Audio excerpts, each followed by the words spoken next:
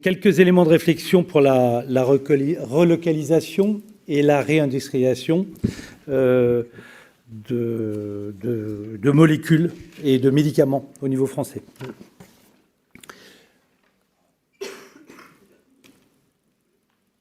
Alors, attendez, c'est pas la bonne slide. J'essaie de... C'est pas les... Bon, c'est pas grave. On va essayer de... Comment je fais pour revenir en arrière? Mais c'est pas les bonnes slides. C'est pas grave, Écoutez, c'est pas les bonnes slides, mais je vais faire oralement la première partie et puis on passera sur la deuxième partie après. Alors attendez, je vais revenir en arrière. J'espère que ça sera décompté de mon temps.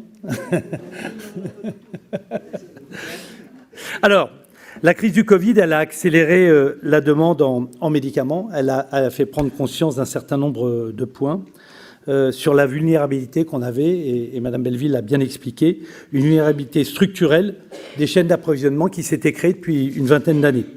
Alors, on a un marché pharmaceutique, vous l'avez bien expliqué, qui croît, une explosion, puisqu'on a fait x10 en 5 ans, des signalements de rupture et des ruptures de stock. Et en même temps, on a également une industrie, alors c'est dommage, j'aurais bien aimé vous présenter cette slide, avec la répartition des fabricants d'API dans le monde, qui montre qu'on passe de une répartition où la majorité des fabricants en l'an 2000 étaient européens.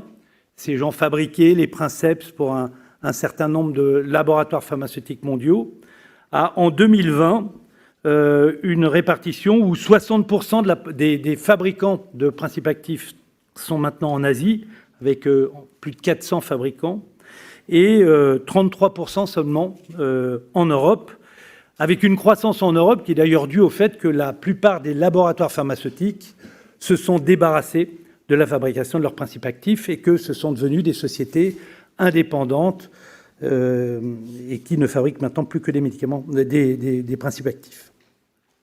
Alors, le coût de production d'un principe actif, il est très variable entre l'Europe et l'Asie. Alors, il y a des données qu'on va appeler sociales et environnementales qui font que le coût d'opération en Asie est à 60 quand il est à 100 en Europe. Et les coûts d'investissement sont également beaucoup plus faibles, environ 75 en Asie quand c'est 100 en Europe. À ça, vous venez rajouter, et on est très fiers de ces contraintes environnementales parce que c'est demandé par la société européenne, mais toutes nos sociétés de chimie en Europe répondent à des normes environnementales qui sont relativement importantes, à des grosses contraintes. On a un environnement social qui est également relativement important et qui est très différent de celui de l'Asie. Quand on est en compétition avec des Asiatiques et qu'ils observent les mêmes règles, je dirais qu'il y a une différence qui s'explique par les coûts d'opération et les coûts d'investissement que je vous ai cités.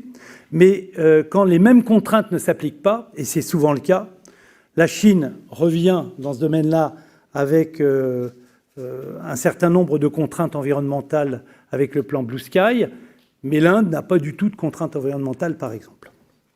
Donc, quand on sait que le coût de traitement des déchets de beaucoup de productions un petit peu compliquées peuvent représenter presque l'équivalent du coût de la matière première dans la fabrication d'un principe actif, vous vous rendez bien compte que nous ne sommes pas jugés, je dirais, avec les mêmes armes. Alors, face aux ruptures, l'État a réagi très fortement. Avec le Covid, l'État a réagi très fortement. Il y a de nombreux dispositifs de soutien à la réindustrialisation qui ont été mis en place. Lors du Covid, les appels à manifestation d'intérêt. Plus récemment, un PIEC santé. Et encore plus récemment, puisque ça a été publié en février, une feuille de route 2024-2027 qui est mise en place par les différents ministères, ministère de la Santé, ministère de l'Industrie, ministère de l'Écologie, et qui définit un certain nombre d'axes. Et en tant que SICOS, on a été très... comment dire, on a fourni beaucoup d'informations et on a beaucoup travaillé avec les services de l'État qui nous ont beaucoup écoutés.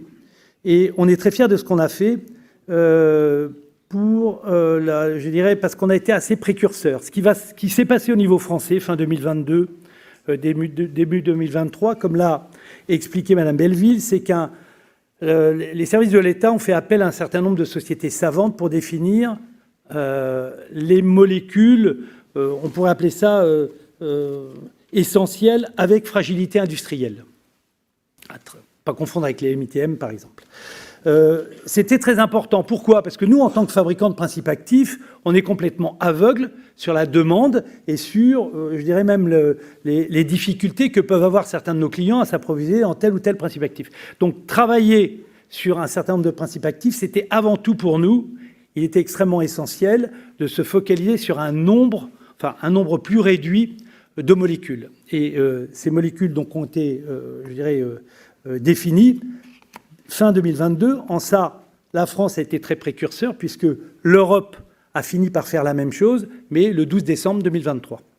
On a pris ces molécules et on les a analysées, parce que le SICOS fait partie du comité stratégique de filière des industries de santé, et c'est une interfilière entre France Chimie et la FEFIS, donc les chimistes au service des pharmaciens.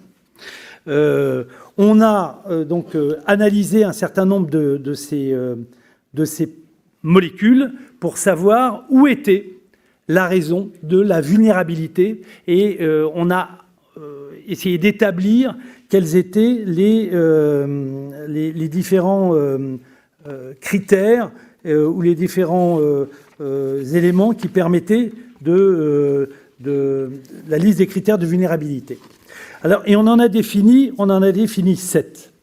Et vous allez les retrouver sur une analyse comme ça qu'on a fait en araignée.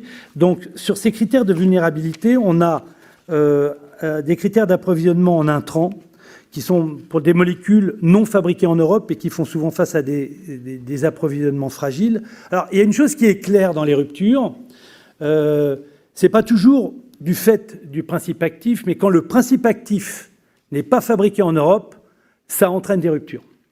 Par contre, la fabrication du principe actif en Europe n'est pas une condition sine qua non du fait qu'il n'y ait pas de rupture. C'est multifactoriel. Dans les autres facteurs, il y a les chaînes de production longues et complexes, difficiles à maîtriser. Il y a des principes actifs qui s'appuient sur des productions avec des polluants à traiter dont le coût devient prohibitif pour respecter les standards européens. Des molécules avec des niveaux de prix très bas, des médicaments avec des niveaux de prix très bas, qui ne permettent pas un positionnement économique soutenable, à la fois au niveau de la maintenance ou à la fois au niveau des investissements. Ceci vaut pour les principes actifs, mais ça vaut également pour la galénique, pour la fabrication du médicament. À un certain niveau, c'est la question que vous aviez posée tout à l'heure, quand on ne dégage pas de résultats sur un investissement, on ne fait pas l'investissement. Si on ne fait pas l'investissement, l'usine s'arrête, la chaîne de production s'arrête, la production du médicament s'arrête et sa commercialisation s'arrête par la suite. Voilà. Et vous avez également une demande qui est souvent instable, et le Covid a créé cela, qui ne donne pas une visibilité nécessaire aux fabricants pour essayer de se préparer ou de voir comment ils doivent agir sur leurs outils de production. Alors, on a analysé ces critères de vulnérabilité. Alors, nous sommes très fiers du fait qu'au niveau européen, maintenant, la DGRA a repris en main la situation parce que, en tant que fabricant de principes actifs, la France est un petit marché. L'Europe est un plus grand marché et je dirais que le fabricant de principes actifs, il s'adresse à un marché mondial. Donc, on ne pouvait pas rester qu'au niveau français. Que l'Europe ait repris les différents éléments poussés par les services de l'État et la France, c'est une très bonne chose. Donc, définition d'une liste, environ 200, 250 molécules, mais c'est une liste évolutive de toute façon.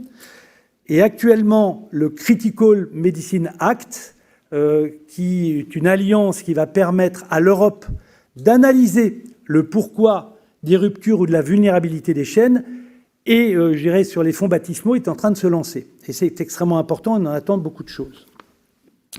On va voir que, en prenant 3 cas concrets, l'amoxicilline par exemple, vous avez si je reprends son schéma, vous voyez que c'est un produit qui est plutôt en décroissance.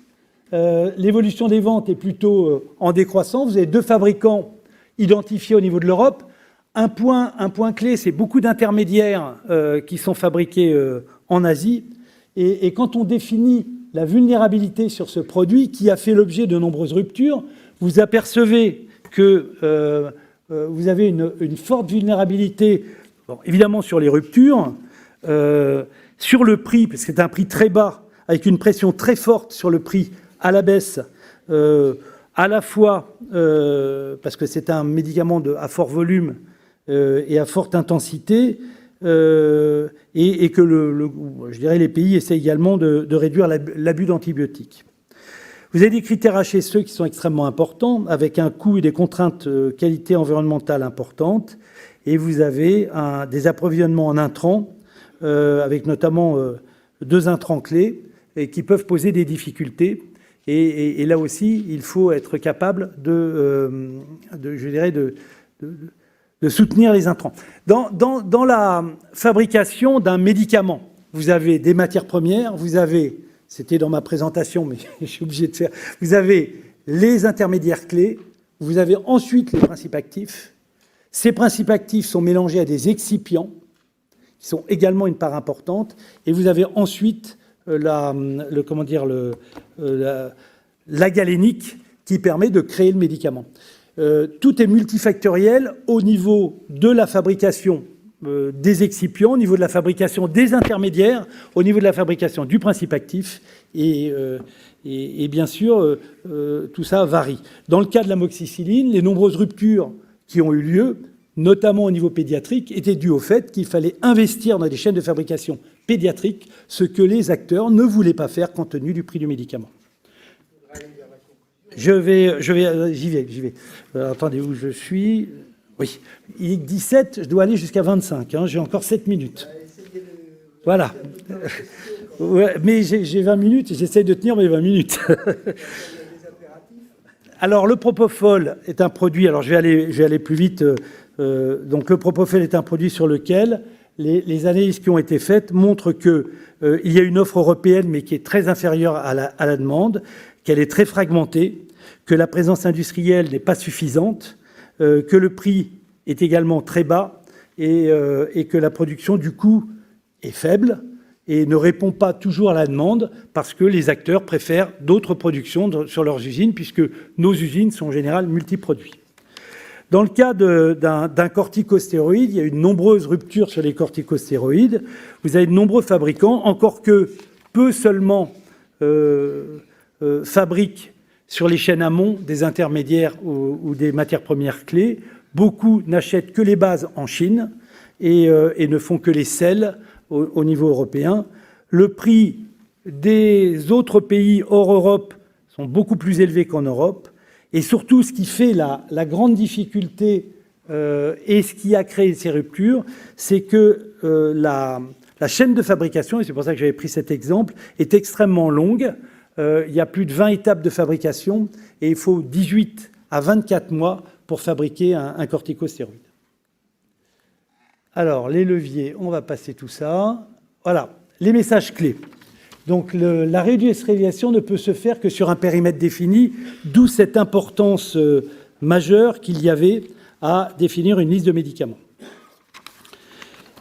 Ce qui est important également dans ce domaine-là, c'est qu'il faut aider toute la filière, les principes actifs, mais également la galénique, pour arriver préférentiellement à un niveau européen à un choix d'aide, d'investissement ou autre pour répondre à la criticité de ces ruptures.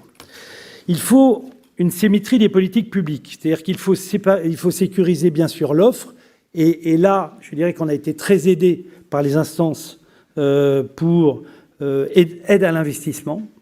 Mais il faut sécuriser la demande. N'oublions pas, et c'est paradoxal, que le besoin des clients augmente, mais que nous, fabricants, on va arrêter de fabriquer certains produits uniquement parce qu'il n'y a aucune rentabilité et que on ne souhaite pas continuer à fabriquer un certain nombre de produits qui manquent de rentabilité. Alors, un certain nombre de mécanismes ont été mis en place dans le cadre de l'axe 3 du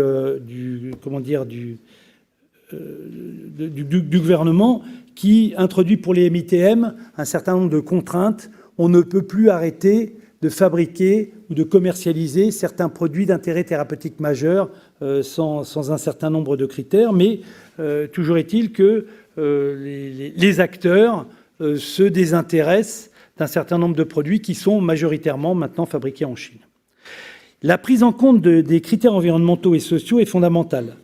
Il faut des mécanismes incitatifs et le sourcing en Europe, où les standards de qualité sont plus importants, est un vrai challenge par rapport à la compétition avec l'Asie. La dimension européenne est critique. Alors, qu'est-ce qu'il faut faire pour redynamiser cette production?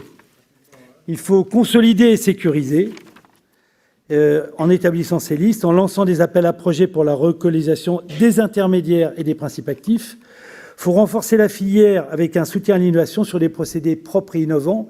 La chimie a beaucoup évolué. Tous ces produits matures dont on parlait, ils ont été fabriqués, conçus dans les années 60-70. Ils sont partis en Chine avec ces procédés de fabrication. Il faut qu'ils reviennent en Europe avec une chimie qui est maintenant beaucoup plus capable par la flowchemistry, par la catalyse enzymatique, par les fermentations et je dirais les réactions chimiques classiques, de fabriquer des produits plus verts et plus je dirais, en rapport avec un impact environnemental sur le score carbone. Alors, ce qui est un avantage que l'on a au niveau de l'Europe, notre score carbone, du fait d'une énergie un peu plus décarbonée, est un avantage sur lequel il faut qu'on pousse énormément pour instaurer une concurrence, je dirais, qui irait dans notre sens, notamment dans le renforcement des critères d'achat public, notamment des hôpitaux. L'Europe, vous parliez je dirais, d'une certaine naïveté. L'Europe interdit un certain nombre de choses que pratiquent la Chine, l'Inde ou les États-Unis. Ce sont des quotas d'importation. Ils imposent qu'un certain nombre de principes actifs ou de fabrication soient faites sur leur territoire de façon à, je dirais, soutenir leur industrie. En Europe, ce n'est pas possible.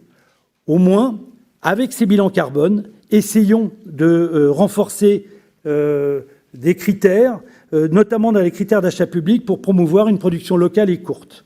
Il faut qu'on prenne en compte cette empreinte industrielle et environnementale dans le prix final. Il faut qu'on augmente certains prix.